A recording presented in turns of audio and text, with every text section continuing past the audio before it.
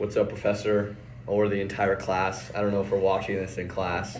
But the current event that we're going to talk a little bit about today is going to relate to supply and demand and shortages and surpluses, actually, more specifically. But a big thing that's going on right now, an article that was just published today, actually, Target, its profit has tumbled 52% compared to the time last year. So last year at this time, the profits were 52% higher than they were this year.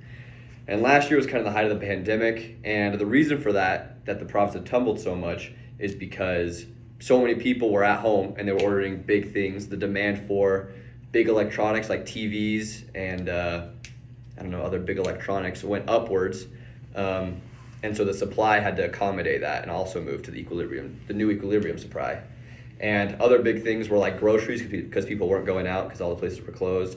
Those also shifted in demand upwards. So Hunter's going to kind of draw that out for us and show us the supply and demand curve of 2021 and then it kind of now.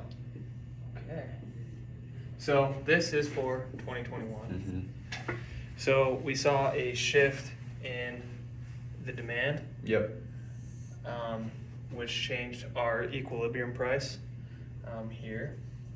And this is the market for mainly electronics. Groceries have kind of stayed, in the report that I was reading, groceries have kind of stayed the same. But this is for mainly electronics, like big TVs, stereo systems, stuff like that.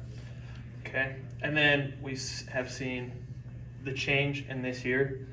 The demand has gone back down.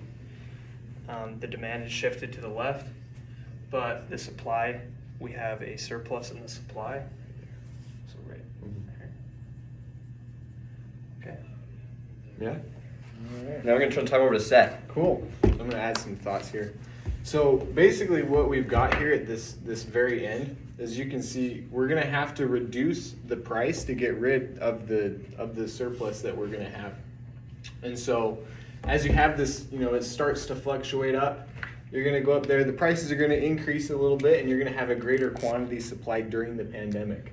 But like you said, now that we're coming back down, if we keep the price and the amount produced at the same level, then we're going to end up with that difference between supply and demand. And so as we go back down to the market price, that's what's going to start to get rid of that excess supply of all of these technology stuff, the TVs and everything that they need.